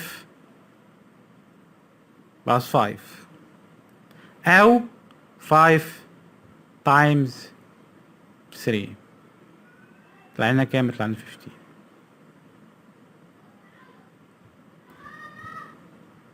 خش على اللي بعده. عايز اقول لك هنا ايه؟ اعمل لي جروبس. ماشي مفيش اي مشكله. هعمل لك حاضر، امرني. هنا 2 جروبس، ادي 2 جروبس اهم. كل واحد فيها كام؟ كل واحد فيها 4. فاقول ادي 1 2 3 4. مش عارف امسك القلم بشكل جيد. هنا 1 2 3 4. تبقى عباره عن كام؟ عباره عن 2 تايمز 4 او 4 تايمز 2. طيب هنا بقول لك ايه؟ المفروض تعملي عمليه الاديشن. اديشن تبقى عباره عن هنا كام؟ 4 بلس 4. مش 4 دي قررت مرتين؟ يبقى 4 بلس 4 يطلع لنا 8. ناخد دي 3 جروبز. ادي جروب، ادي 2، ادي 3. كل واحد فيه كام؟ كل واحد فيه 2. 1 2 1 2 1 2. تبقى عباره عن 3 جروبس. 3 جروبس تمام، كل واحده فيها 2 تمام. عمليه الاديشن تبقى 2 بلس 2 بلس 2. عمليه المالتيبليكيشن 2 كرر كم مره؟ 3 equal 6. حضرتك هتكمل نفس الطريقه في المسائل اللي باقيه. تمام.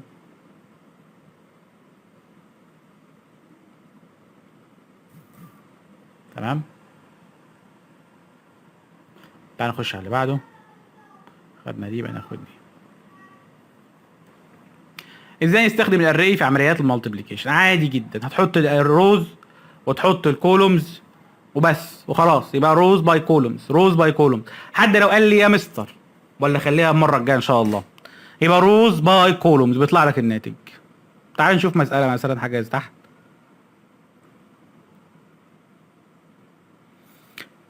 طيب هنا بيقول لك ايه؟ نمبر اوف رو. نمبر اوف رو كام؟ ده 2 رو اوف كل واحده فيها 3. يبقى هتقول ايه؟ هتقول 3 بلس 3 دينا 6. او هتقول 2 تايمز 3 نمبر اوف رو باي نمبر اوف كولومز، هيطلع لك برضو 6. تمام. يعني هو عايز يقول لك 2 تايمز 3 ايكوال 6. حلو. خش على اللي بعدها. هنا ده كام رو؟ ده 2 رو. كل رو فيه كام؟ 1 2 3 4 5. لا 1 2 3 4 5. ماشي. يبقى نقول 2 تايمز 5 ايكوال 10. هنا 4 1 2 3 4. طيب كل رو فيه كام؟ 1 2 3 4 5. يبقى 4 تايمز 5 equal 20. ده عبارة عن 1 2 3 4 5 6. يبقى 3 times 6 equal 24.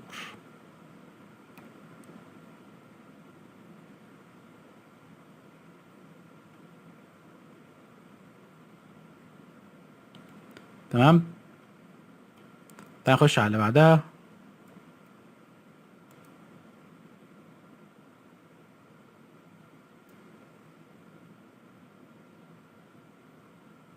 تمام. طيب نخش على اللي بعدها. بيقول لك ايه؟ complete the following table. نعمل complete يعني من عينيا.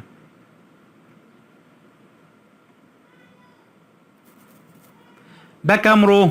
1 كام رو؟ 1 2 3. كل رو فيه كام؟ 1 2 3 4. addition sentences او جمله الاديشن تبقى عباره عن كام؟ 4 بلس 4 بلس 4. طب multiplication تبقى 3 times 4. نفس الكلام اللي بعدها دي 1 2 3 4 4 روز، كل رو فيها كام؟ 1 2 3 4 5. يبقى عباره عن 5 بلس 5 بلس 5 بلس 5 او 4 تايمز 5. خش على اللي بعدها.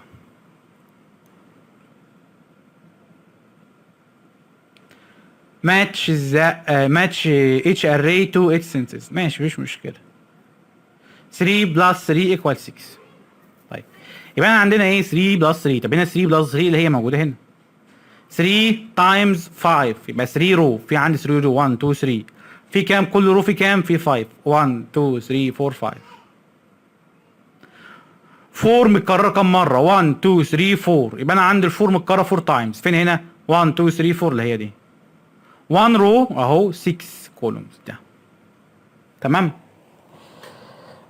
في مشكله؟ مفيش مشكله. تعال نشوف هنا 1 2 3 4. يبقى 4 مين اللي بيتكرر؟ ال 3 يتكرر كام مره؟ 4 يطلع لنا 12. طب هنا ال 2 اتكرر كام مره؟ 3 يبقى 2 بلس 2 بلس 2 يدينا 6. ال 5 هنا اتكرر كام مره؟ مرتين يدينا 10. طب نبص هنا 1 2 3 1 2 3 يبقى 3 ال 6 متكرر 3 تايمز. هنا ال 5 متكرر كام مره؟ ال 5 متكرر مره واحده او ال 1 متكرر 5 تايمز. طب تعالى نشوف هنا ده 1 بلس 1 بلس 1 بلس 1 بلس 1 يدينا 15. اللي تحتها اما ال 7 متكرر 4 تايمز يعني ال 7 متكرر 4 مرات او ال 4 متكرر 7 مرات. طب مين هنا؟ ادي 1 2 3 4 يبقى كام؟ يبقى ال 7 متكرره 4 تايمز.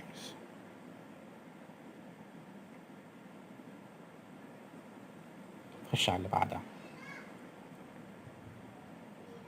نفس الكلام يعني نفس الكلام. عايز تعمل هنا تعمل اري اشتغل عليه. حل واحده مثلا.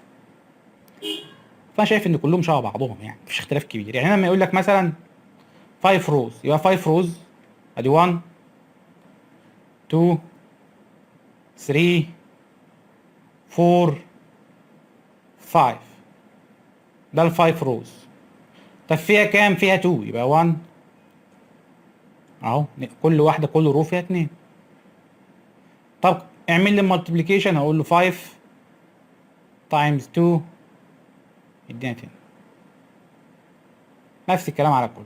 خش على اخر حاجه.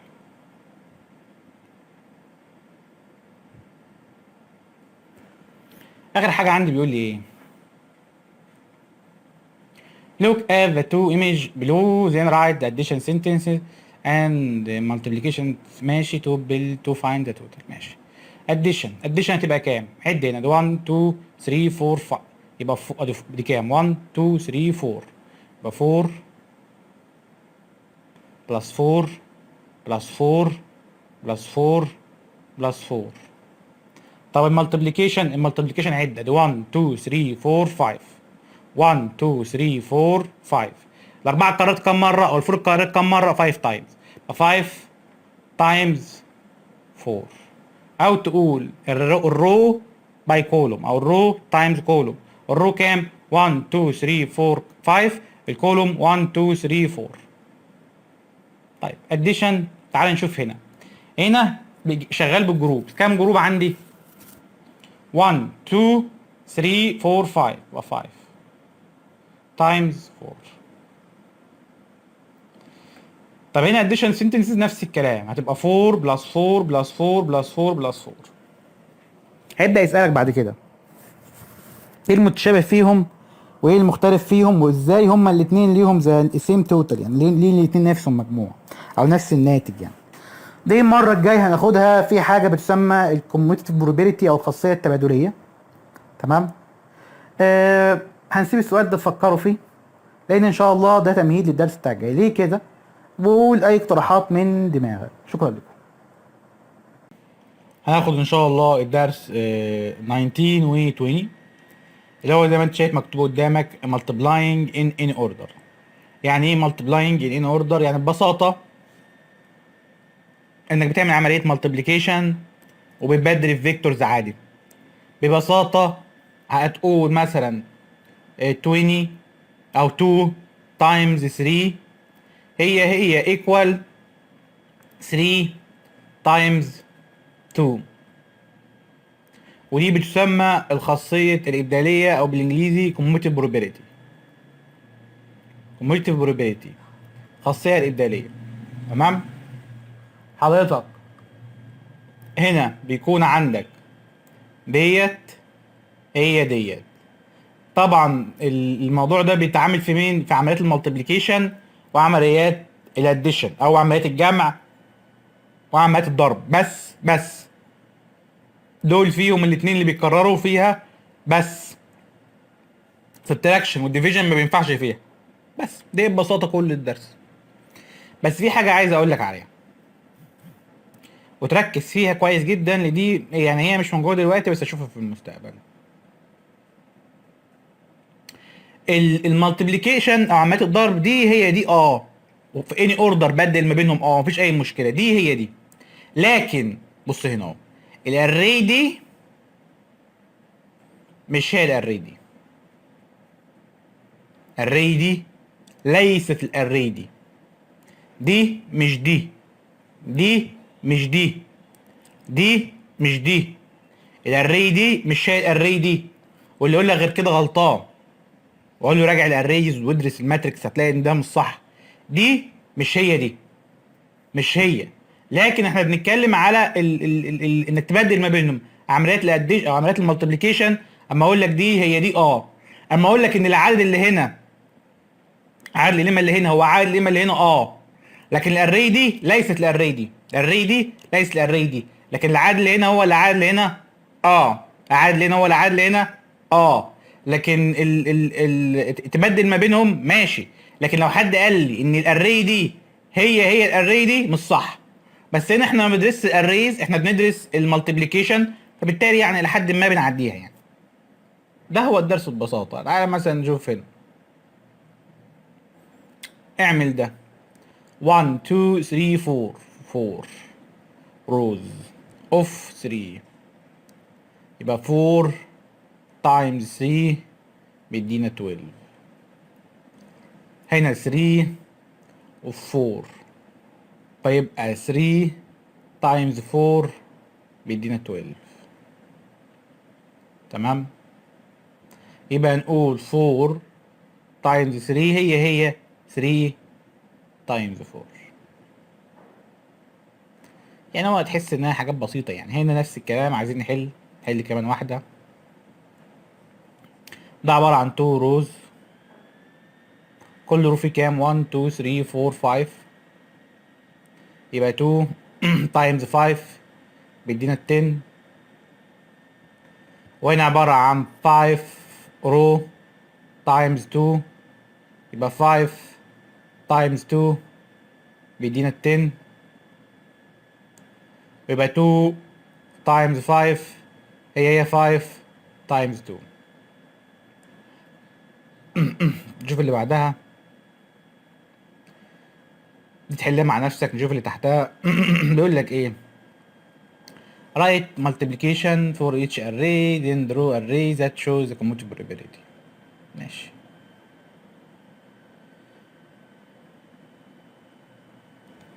يعني هو ببساطة هنا عايز يقول ايه؟ عايز يقول هنا كام؟ ناخد اللي هي فيها 1 دي عايز تبقى يعني بسيطة. هنا 1 2 3 4 5 1 2 3 4 ادي 1 2 3 4 5 6 صح كده؟ فدي 1 times 6 ليه؟ 1 row 6 columns هنا 6. عايز تعمل array هنا فيبقى 1 2 3 4 5 6 وتبقى 6 times 1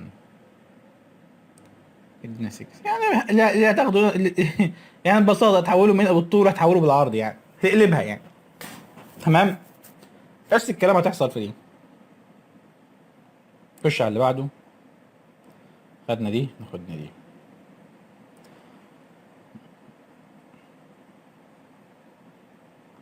يعني هو اعتقد ان هو هنا يعني عايز اوضحها بشكل كبير، مفيش مشكله نوضحها.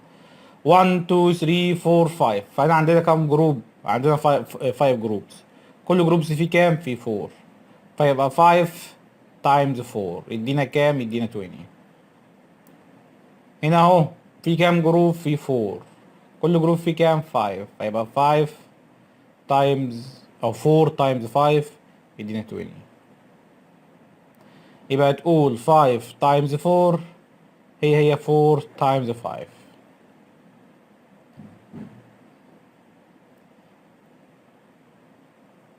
تمام.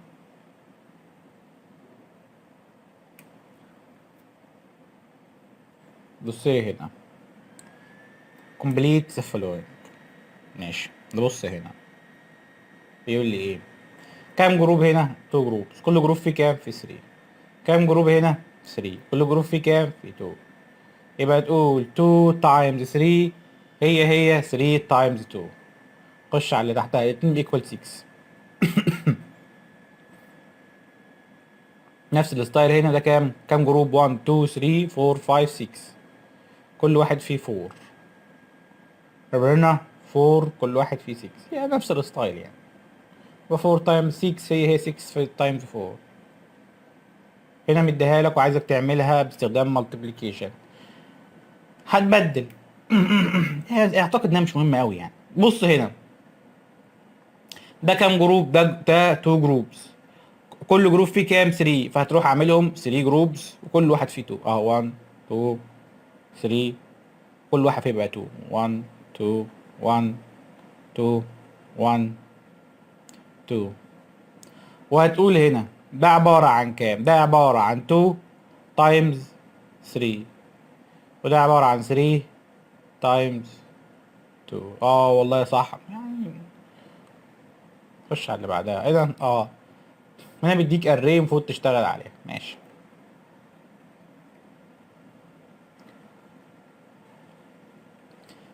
المفترض الاولاني ده المفترض يكون الرو، والتاني ده المفترض يكون الكولوم. طب لو بدلت ممكن نعديها، لكن الاصح ان ده يبقى الرو ده الكولوم. فانا عد 1 2 3 4 5.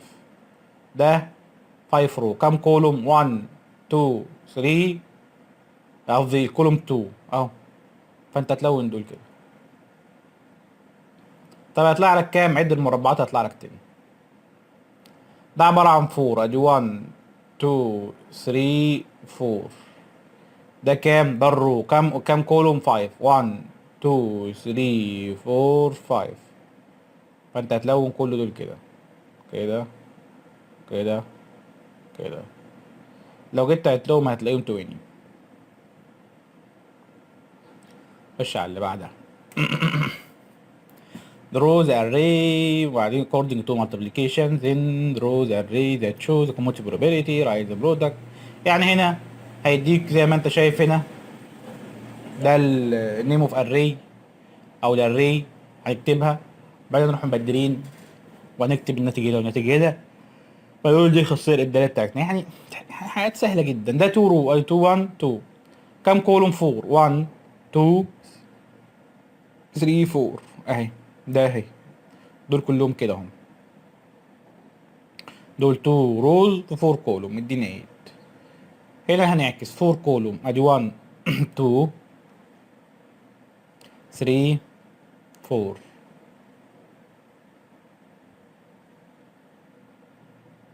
1 2 3 4. ده كام رو؟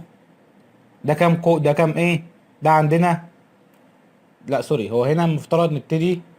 عايز 4 روز. 1 2 3 4.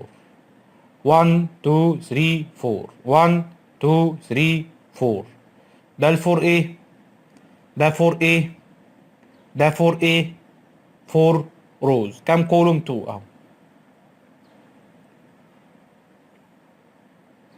وهتقول ده عبارة عن كام؟ برضو ايه؟ سهلة جدا يعني. هي نفس الستايل.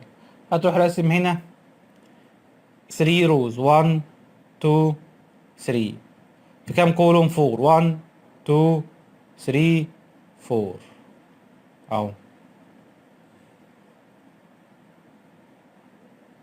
يعني 12 هنا يبقى كام رو 4 1 2 3 4 ده كام رو 4 رو كام كولوم 3 1 2 3 اهو فوت راوند دول وفوق 3 تايمز 4 هي 4 تايمز ده اللي يهمنا في الاخر بس. حل انت بقى دي. احد عنده سؤال تحت امركم.